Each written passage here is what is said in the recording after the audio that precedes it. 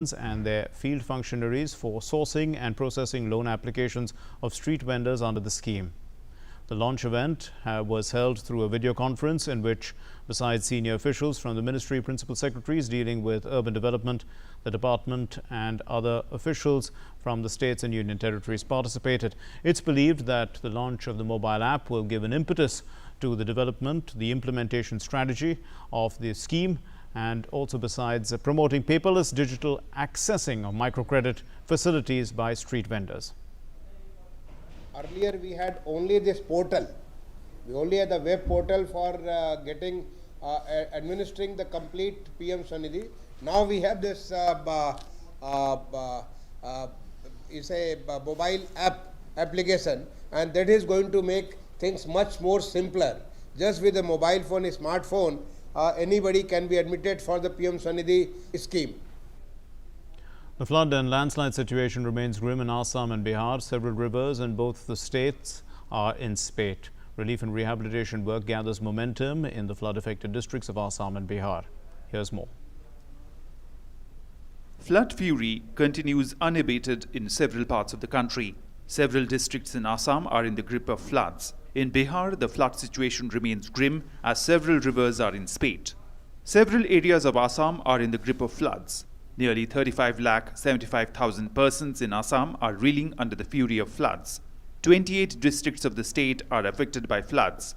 Dhubri is the most affected district with nearly 8,72,066 affected persons, followed by Barpeta, Gwalpara and Morigaon, where over 4 lakh persons are affected by floods. The low-lying areas of Chirang district have seen heavy rain and waterlogging, damaging several homes. Chief Minister Sarbananda Sonowal is himself monitoring the flood rescue and rehabilitation works in Assam. We are running 303 relief camps and 445 relief distribution centers, and 49,000 people are residing in the relief camp presently. I hope that within 2-3 days, if situation remains same, then it will be stable. Whereas the flood situation remains grim in several districts of Bihar. Gandak, Buri Gandak, Bagmati, Adwara, Kamla Balan, Kosi, Mahananda and Parman are flowing above the danger mark. According to the Disaster Management Department, 8 districts of the state, Sitamarhi, Shivhar, Supol, Kishanganj, Darbhanga, Muzaffarpur, Gopalganj and East Champaran are reeling under the fury of the floods. Met Office has predicted light rain in the catchment area of all rivers in Bihar. With Kamal Bora in Assam and Salman Haider in Patna, News Night Desk, DD India. The test, track and treat strategy of the centre is being implemented by the states and union territory governments and is proving to be an appropriate strategy to deal with the COVID-19 pandemic. India has seen a steady increase in the number of patients recovering from COVID, while this has resulted in 63.33% of the total positive cases recovering. Intensive contact tracing is being implemented and is aimed at restricting the spread. Due to the test, track and treat strategy of the centre, the number of patients recovering from COVID-19 infection is increasing continuously. As per the government data, the actual caseload of COVID-19 patients is only 3,42,756. More than 63.33% of the total cases have recovered. India has 727.4 cases per million. On the global scale, cases per million population in India are 4 to 8 times less than some European countries. The case fatality rate at 18.6 deaths per million is one of the lowest in the world. It is also noteworthy that in India, less than 1.94% of the cases are in ICUs, 0.35% of cases are on ventilators, and 2.81% of cases are on oxygen beds. Medical infrastructure is being continuously augmented across the country. As a result of concerted efforts, the COVID-19 hospital infrastructure is much stronger. India now has 1,383 dedicated COVID hospital, 3,107 dedicated COVID healthcare centers, and 10,382 COVID care centers. State governments have also been playing a crucial role in the fight against COVID-19. They are strictly following the directions of the centre, strengthening their health infrastructure and continuously increasing their testing capacity. In Arunachal Pradesh, 10 response teams have been formed to accelerate the process of testing.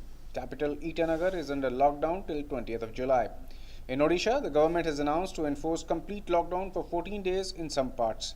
The most affected districts like Ganjam, Khordha, Cuttack, Jajpur and Rourkela would remain under complete lockdown till midnight of 31st July. During this period, all the shops, offices and institutions would remain closed. Medical stores, vegetable shops, departmental stores and milk shops would open between 6 am and 1 pm. Meanwhile, complete lockdown for 3 days has been imposed in Goa.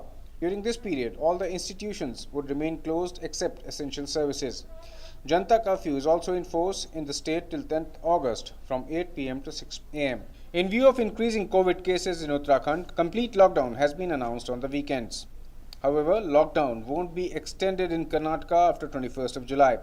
Chief Minister B.S. Yedurappa held a meeting with senior ministers and officers and reviewed medical facilities in the state. There is no further extension of lockdown. Already we take an opinion from the expert who is handling the COVID. So their opinion is 1 week. And we will put every college, we will put the nodal officer from the government of Karnataka. They will go and check how many beds, how many patients is there, how many COVID, how many non-COVID, everything every day monitor. Assam government has decided to start an extensive campaign to encourage plasma donations. It is announced that plasma donors of the state will get preferences in all government facilities, including government job interviews. With Bureau Reports, Newsnight Desk, DD India. And that's all we have in this bulletin. Thanks for being with us. Namaskar.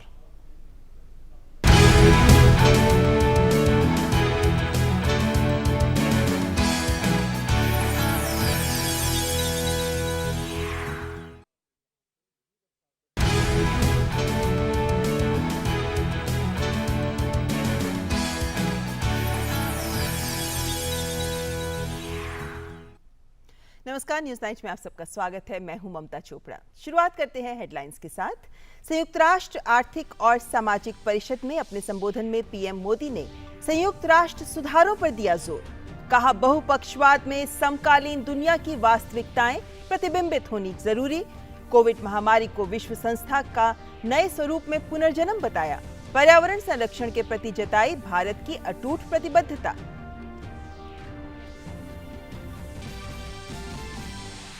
Leh के दौरे पर पहुंचे रक्षा मंत्री राजनाथ सिंह ने कहा, भारत कोई कमजोर देश नहीं, दुनिया की कोई भी ताकत उसकी 1 इंच जमीन नहीं ले सकती।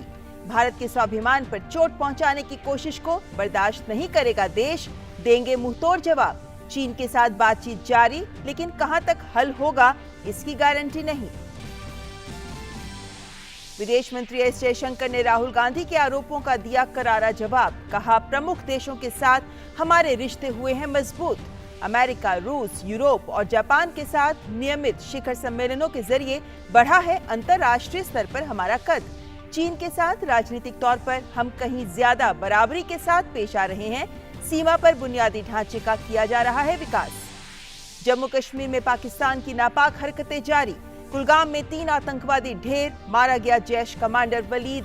नागनत चिमर इलाके में आतंकियों की बड़ी साजिश नाकाम।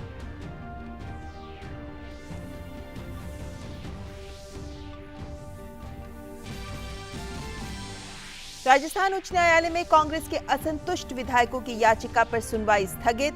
सोमवार को अगली सुनवाई। मंगलवार शाम 5:30 बजे तक विधायकों पर कोई कार्रवाई नहीं कर सकेंगे स्पीकर।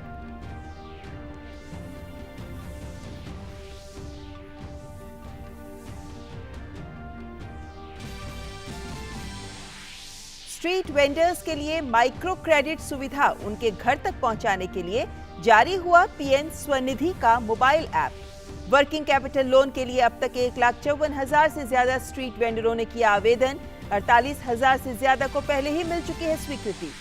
भारत में कोविड-19 का रिकवरी रेट 63.33%। 6,35,000 से अधिक लोग हुए संक्रमण से मुक्त। पूरे गोवा में शुक्रवार से 3 दिन, जबकि ओडिशा के कई हिस्सों में 9 से 14 दिन तक पूर्ण लॉकडाउन। बिहार में हालात का जायजा लेने जाएगी केंद्रीय टीम।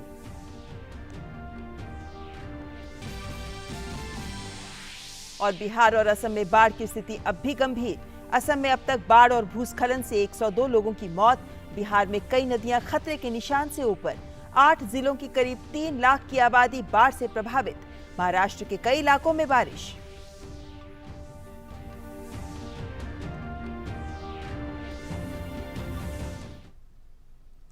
तो आइए देखते हैं अब खबरें विस्तार से। प्रधानमंत्री नरेंद्र मोदी ने संयुक्त राष्ट्र के सुधारों पर जोर देते हुए कहा है कि संयुक्त राष्ट्र की भूमिका और प्रासंगिकता का आकलन करने के लिए और इसके लिए बेहतर भविष्य को आकार देने के लिए ये समय बिल्कुल सही है। संयुक्त राष्ट्र के आर्थिक और सामाजिक परिषद के उच्च स्तरीय सत्र के वर्चुअल संबोधन में पीएम ने कहा कि विश्व युद्ध 2 के बाद संयुक्त राष्ट्र के गठन से लेकर अब तक बहुत कुछ बदल गया है और संयुक्त राष्ट्र से अपेक्षाएं भी बढ़ी हैं। पिछले महीने संयुक्त राष्ट्र सुरक्षा परिषद के अस्थायी सदस्य के रूप में भारत के निर्विरोध चुने जाने के बाद शुक्रवार को पीएम मोदी ने न्यूयॉर्क स्थित संयुक्त राष्ट्र आर्थिक और सामाजिक परिषद के सत्र के इस साल के उच्च स्तरीय खंड को वर्चुअल रूप से संबोधित किया। प्रतिवर्ष होने वाली इस उच्च स्तरीय बैठक में सरकार, निजी क्षेत्र, नागरिक समाज और शिक्षाविदों सहित उच्च स्तरीय प्रतिनिधि शामिल होते हैं। इस वर्ष के सत्र का विषय है कोविड-19 के बाद बहुपक्षवाद। 75वीं वर्षगांठ पर हमें किस तरह के यूएन की आवश्यकता है। पीएम ने बहुप्रतीक्षित संयुक्त राष्ट्र सुधारों का आह्वान करते हुए कहा कि बहुपक्षवाद में समकालीन दुनिया की वास्तविकताएं प्रतिबिंबित होना जरूरी है।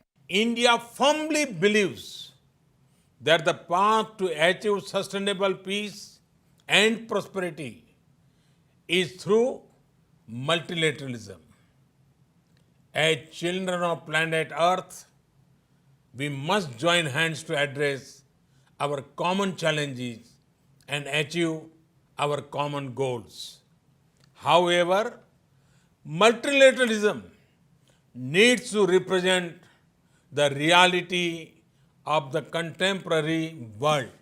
बदलते अंतर्राष्ट्रीय परिवेश और कोविड-19 महामारी के मौजूदा हालात की पृष्ठभूमि में आयोजित सत्र में पीएम ने कहा कि जैसे दूसरे विश्व युद्ध के बाद संयुक्त राष्ट्र का उदय हुआ, वैसे ही कोविड-19 के खिलाफ जंग में विश्व संस्था के सुधारों और इसके नए स्वरूप में पुनर्जन्म का अवसर प्रदान करती है। While celebrating 75th years of the United Nations, let us pledge to reform the global multilateral system, to enhance its relevance, to improve its effectiveness, and to make it the basis of a new type of human-centric globalization. The United Nations was originally born for the furies of the Second World War. Today, the fury of pandemic provides the context for its rebirth and reform. Let us not lose this chance. संयुक्त राष्ट्र के साथ भारत के संबंधों के बारे में बात करते हुए पीएम ने याद किया कि कैसे शुरुआत से ही भारत ने संयुक्त राष्ट्र के विकास कार्यों और इकोसॉक का समर्थन किया है। उन्होंने इकोसॉक के शुरुआती अध्यक्ष के रूप में भारत की भूमिका को भी याद किया कि सर रामास्वामी मुदलियर एक भारतीय उद्घाटन सत्र के अध्यक्ष थे। प्रधानमंत्री ने कोविड-19 के खिलाफ लड़ाई पर भी जोर देते हुए कहा कि भारत में इसे एक जन आंदोलन बनाया है और अर्थव्यवस्था को पुनर्जीवित करने के लिए सरकार ने $300 अरब का योगदान दिया है। We have given the highest priority to reach benefits to poor households. We have announced a package of more than $300 billion. It will bring the economy back on track, build modern infrastructure, and put in place a technology-driven system. We have put forward a vision of Atmanirbhar Bharat, a self-reliant and resilient India, integrated with the global economy. प्रधानमंत्री ने पृथ्वी के संरक्षण के लिए भारत के प्रयासों और उपलब्धियों का जिक्र करते हुए पर्यावरण के प्रति भारत की अटूट प्रतिबद्धता का भी उल्लेख किया। While marching forward on the path of development, we are not forgetting our responsibility towards our planet. Over the past few years, we have reduced 38 million tons of carbon emissions annually. This was achieved by electrifying our villages, providing clean cooking fuel to 80 million poor households, and introduction of energy efficient measures. प्रधानमंत्री ने 100% स्वच्छता हासिल करना, लैंगिक समानता, महिला सशक्तिकरण, विभिन्न योजनाओं के माध्यम से वित्तीय सशक्तिकरण, खाद्य सुरक्षा, 2022 तक सभी के लिए आवास जैसे भारत के प्रयास भी रेखांकित किए। News night desk, DD news.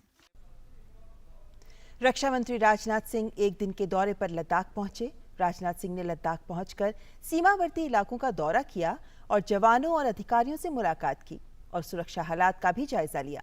एक अग्रिम सैन्य चौकी पर सेना और आईटीबीपी के जवानों को संबोधित करते हुए रक्षा मंत्री ने कहा कि भारत कमजोर देश नहीं है और दुनिया की कोई भी ताकत उसकी 1 इंच जमीन नहीं ले सकती।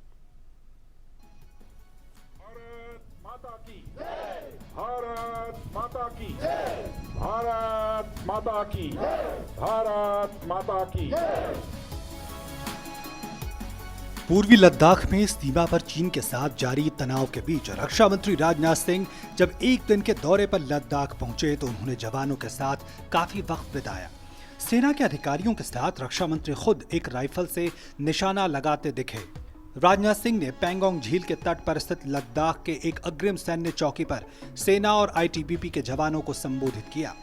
रक्षा मंत्री ने कहा कि भारत अशांति नहीं शांति चाहता है, लेकिन अगर भारत के स्वाभिमान पर चोट पहुंचाने की कोशिश की गई तो मुंह तोड़ जवाब दिया जाएगा। भारत का एक सशक्त नेतृत्व है, नरेंद्र मोदी जैसा प्रधानमंत्री हमको मिला है फैसला लेने वाला। हम अशांति नहीं चाहते, हम शांति चाहते। हमारा चरित्र रहा है कि हमने दुनिया के किसी भी देश के स्वाभिमान पर चोट पहुंचाने की कभी कोशिश नहीं की। लेकिन यह भी मैं कह देना चाहता हूं 2 टूक शब्दों में, यदि कोई दुनिया की ताकत हमारे स्वाभिमान पर चोट पहुंचाने की कोशिश करेगी तो उसे किसी भी सूरत में हम बर्दाश्त नहीं करेंगे, उसका हम मुंहतोड़ जवाब देने के लिए भी तैयार रहें। रक्षा मंत्री राजनाथ सिंह 2 दिन के लद्दाख और श्रीनगर के दौरे पर हैं। सीडीएस जनरल बिपिन रावत और थल सेना प्रमुख जनरल एमएम नरवणे भी उनके साथ हैं। यात्रा के पहले दिन राजनाथ सिंह लेह पहुंचे। वहां उन्होंने सीमावर्ती इलाकों का दौरा किया और लुकुंग चौकी पर जाकर भारतीय सेना के जांबाज जवानों और अधिकारियों से मुलाकात की। 15 जून को गलवान घाटी में चीनी सेना के साथ झड़प के दौरान भारत के 20 सैन्य कर्मियों की शहादत का जिक्र करते हुए रक्षा मंत्री ने कहा कि हम अपने जवानों का बलिदान व्यर्थ नहीं जाने देंगे। और मैं ये कहना चाहता हूं कि हिंदुस्तान उनकी शहादत को कभी भूलेगा नहीं।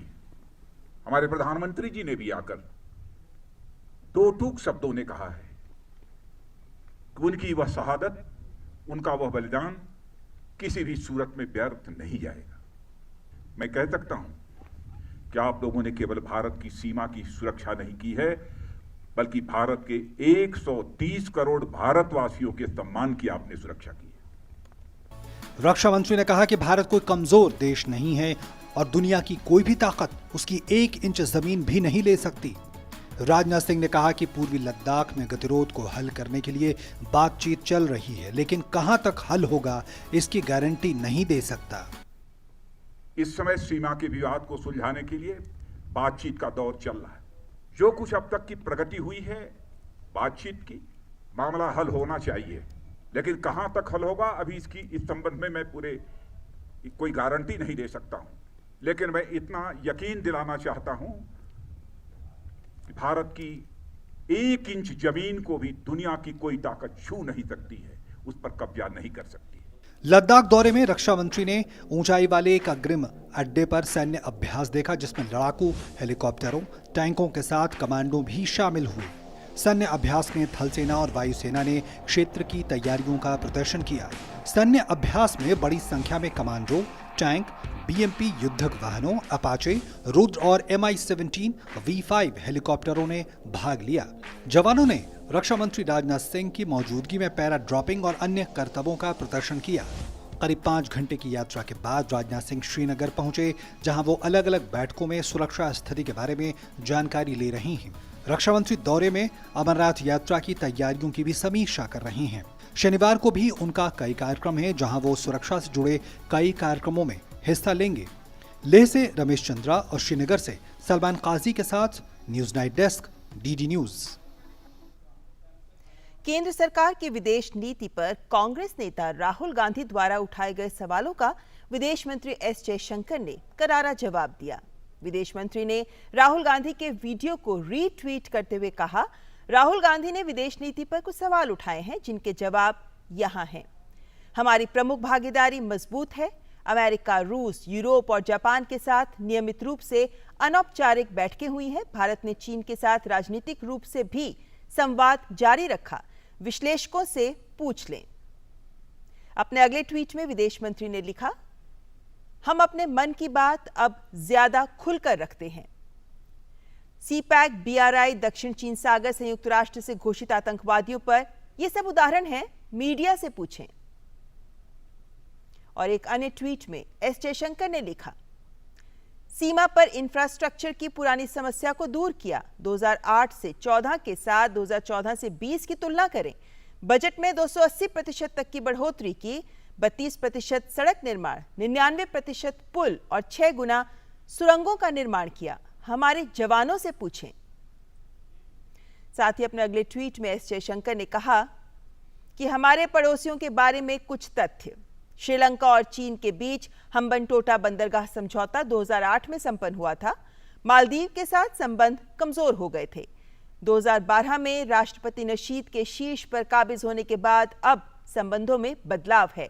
हमारे व्यवसायों से पूछें। और एस जयशंकर ने कहा कि अफगानिस्तान में पूर्ण परियोजनाओं, सलमा बांध, संसद, विस्तारित प्रशिक्षण और कनेक्टिविटी जैसे काम हुए। अफगानिस्तान के लोगों से पूछो। और पाकिस्तान जिसे आपने छोड़ दिया, निश्चित रूप से एक तरफ बालाकोट और उड़ी और दूसरी तरफ शर्म अल शेख, हवाना और 26/11 के बीच का अंतर स्पष्ट है। अपने आप से पूछो। तो जाहिर है कि सिलसिलेवार ढंग से विदेश मंत्री ने राहुल गांधी के द्वारा जो सवाल उठाया गया उसका बहुत व्यापक तरीके से जवाब दिया। और फिलहाल यहाँ रुकेंगे एक ब्रेक के लिए। आप बने रहे हमारे साथ, देखते रहे न्यूज़ नाइट।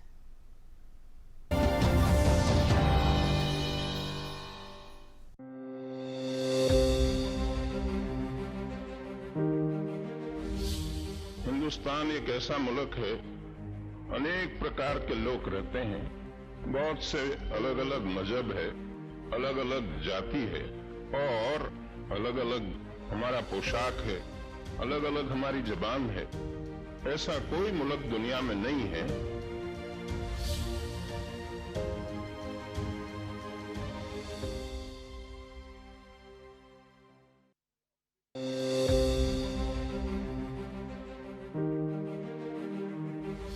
हमारा काम ये है कि हम हिंदुस्तान में कोई भी प्रांत के हैं, हम हिंदुस्तानी हैं और हमारा प्रथम कर्तव्य हिंदुस्तान की हिफाजत, हिंदुस्तान की रक्षा।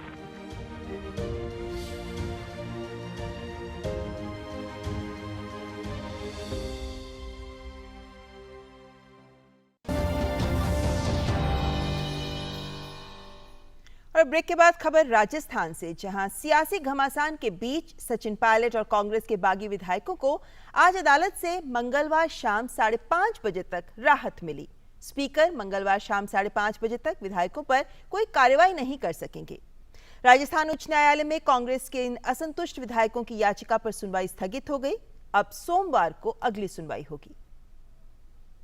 राजस्थान में डिप्टी सीएम रहे सचिन पायलट और कांग्रेस के कुछ विधायकों की बगावत के बाद शुरू हुआ सियासी घमासान थमने का नाम नहीं ले रहा।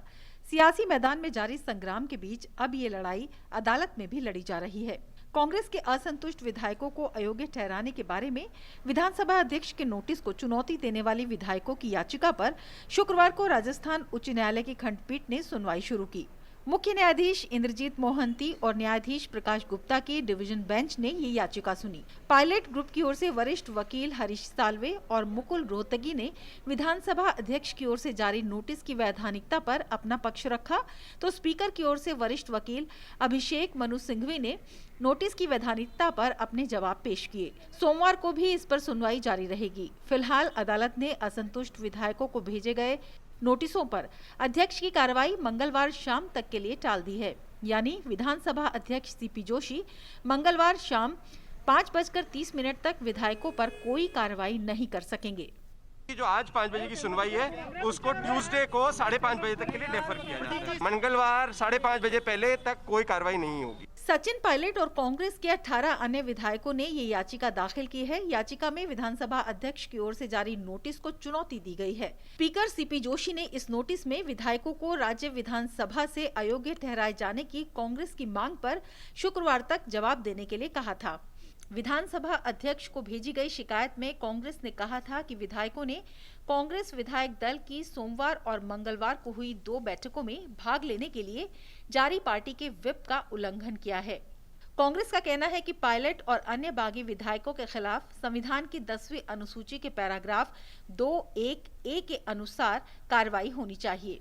इसके बाद अध्यक्ष ने इन असंतुष्ट विधायकों को नोटिस जारी किए। हालांकि पायलट खेमे की दलील है कि पार्टी का व्हिप सिर्फ तभी लागू होता है जब विधानसभा का सत्र चल रहा हो। इस बीच मीडिया में सामने आए ऑडियो से जुड़े आरोपों को खारिज करते हुए केंद्रीय मंत्री गजेंद्र सिंह शेखावत ने कहा कि कांग्रेस जिस कथित ऑडियो के हवाले से उनके ऊपर आरोप लगा रही है उसमें उनकी आवाज नहीं है। शेखावत ने एक बयान जारी कर कहा, ऑडियो में मेरी आवाज नहीं है, मैं हर जांच के लिए तैयार हूं। उधर बीजेपी इस मामले में कांग्रेस पर जमकर हमला कर रही है। टेप उनके पास कहां से आया? क्या सोशल मीडिया पे जारी किसी टेप की कोई ऑथेंटिसिटी है?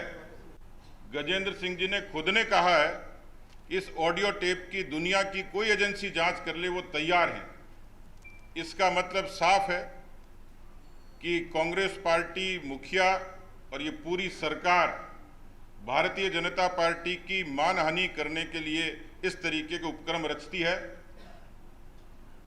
फिलहाल आरोपों प्रत्यारोपों के बीच राजस्थान में सियासत जारी है और देखना होगा कि आने वाले दिनों में ये क्या रुख लेती है। जयपुर ब्यूरो के साथ news night desk, DG news. और अब बात बाढ़ की, जिससे सबसे ज्यादा प्रभावित बिहार और असम में बाढ़ की स्थिति अब भी गंभीर है। असम में अब तक बाढ़ और भूस्खलन से 102 लोगों की मौत हो गई है, तो बिहार में कई नदियां खतरे के निशान से ऊपर बह रही हैं। बिहार में 8 जिलों की करीब 3 लाख की आबादी बाढ़ से प्रभावित है। देश के कई हिस्सों में बाढ़ का कहर जारी है। असम के कई जिले बाढ़ के घेरे में हैं। बिहार में कई नदियों के उफान पर रहने के कारण बाढ़ की स्थिति गंभीर बनी हुई है। असम के कई इलाके बाढ़ की चपेट में हैं, जिसकी वजह से राज्य में तकरीबन 35,75,000 की आबादी इस वक्त बाढ़ की विभीषिका झेल रही है। दुबरी तकरीबन 8,72,066 प्रभावित लोगों के साथ सबसे अधिक प्रभावित जिला है। इसके बाद बारपेटा, गोलपारा और मोरी गांव में प्रत्येक जिले में 4 लाख से अधिक प्रभावित हुए हैं। डिब्रूगढ़ में लोगों को बहुत कठिनाई का सामना करना पड़ रहा है, तो वहीं चिरांग जिले के निचले इलाकों में भारी बारिश और जल जमाव से कई घरों को नुकसान पहुंचा है। मुख्यमंत्री सर्बानंद सोनोवाल राज्य में बाढ़ राहत कार्यों की खुद निगरानी कर रहे हैं। We are running 303 relief camps and 445 relief distribution centers, and 49,000 people are residing in the relief camp presently. Hope that within 2-3 days, if situation remains same, then it will be stable. Bihar के कई जिलों में बाढ़ की स्थिति गंभीर बनी हुई है। गंडक, बूढ़ी गंडक, बागमती, अधवारा, कमला बलान, कोसी, महानंदा और परमान नदियां कई स्थानों पर खतरे के निशान से ऊपर हैं।